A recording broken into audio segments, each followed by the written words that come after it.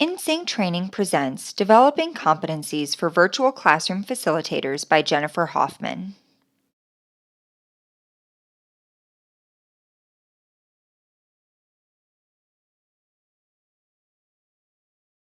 Today we're talking about developing the competencies of virtual classroom facilitators. Of course, my name is Jennifer Hofmann. I've been working in this field of virtual facilitation since 1996. Can you believe that that's actually been a field since 1996? And I got involved in all of this when the dot-com era was booming and everybody was talking about everyone was talking about technology. But they weren't talking about using technology well. And it was the same for the early virtual classrooms, which we called synchronous classrooms. Focus is going to be on the developing competencies of the virtual facilitator, somebody who's teaching live and online, somebody that is trying to make sure knowledge is transferred and then it's actionable at the end. Now, we, as traditional classroom trainers, we have a lot of skills that make those training sessions successful.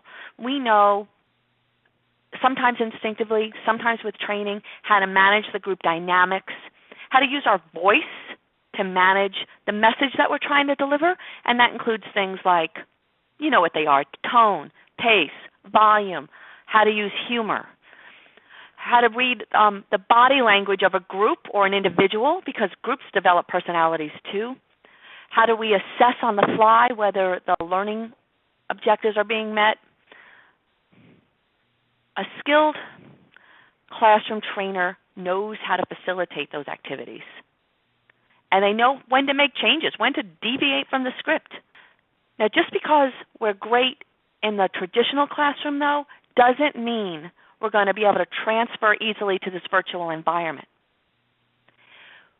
There needs to be some skill building and competency building to get us there.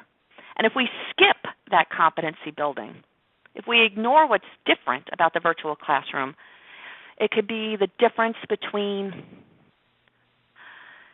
a great program and a waste of time.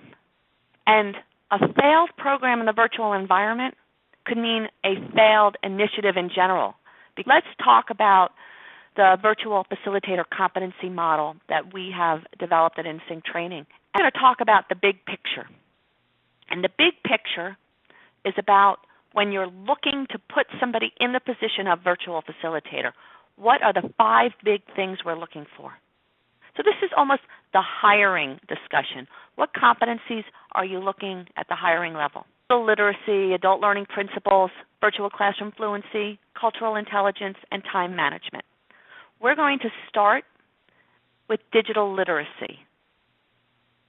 Digital literacy is defined specifically as the ability to find, evaluate, utilize, share, and create content using information technologies from the internet. We're looking to put someone into a virtual facilitator role.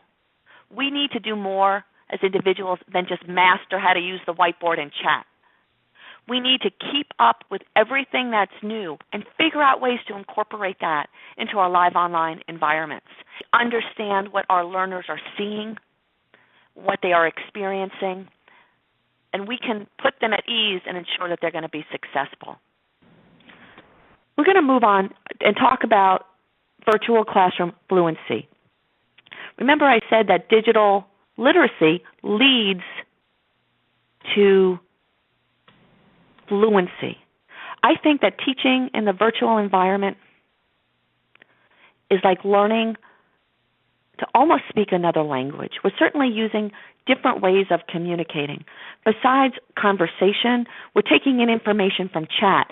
We're taking in information from looking at the participant list. People might be having different conversations. So fluency is this ability to gauge the success of an activity or an assessment or a lesson by reading digital cues, by managing multiple conversations. And every input needs to be just as valid as every other input. We need to be comfortable in every type of communication that our learners choose to use. And the next big competency is this concept of cultural intelligence. Cultural intelligence is a natural evolution. We started with digital literacy. We understand the tools and we keep up with the tools so we stay competent. And then we move to fluency, where we not only understand the tools, but we can interact in all of the tools and communicate whichever way our learners want to. A natural evolution of that is cultural intelligence, which is really the ability to think about who's in our audience, where are they coming from, what's their background, and we want to be able to facilitate activities and lessons that are as inclusive as possible, and we want to do our best to support a culturally diverse global audience. We can't assume that people are going to understand our particular delivery style. It's not as much about the content as it is about creating engagement for everyone. But we really need to understand how our own culture interacts with other cultures and how that affects content. So after we have become digitally literate, we've become fluent in the language of the virtual classroom and all of the inputs that we might be getting in the digital learning environment, and we're developing that cultural intelligence, the next competency that's critical for virtual facilitators is time management. Time management is the ability to manage a session like this. So I know that you're engaged, but at the same time, ensure that learning takes place and that I finish on time. So we need to learn how to manage time, manage activities, and still make sure that our learning outcomes are met, and that people leave your session either with the skills that they were expecting to obtain or with a pathway to get those skills. And our last big picture competency after time management is this concept of application of adult learning principles. This probably isn't new to many of you. Adult learning principles is something that has been evolving and has been part of the learning and development landscape for as long as I've been a part of it. Ultimately, especially in this distributed digital learning landscape that we have, our learners are the decision makers in what's important to them. Learning is becoming so much more self-directed. So this idea of virtual and blended learning makes it very easy for the learners, for you to decide when you're going to engage and disengage. And it's our jobs, the designers and the facilitators, to make sure that you're motivated to participate.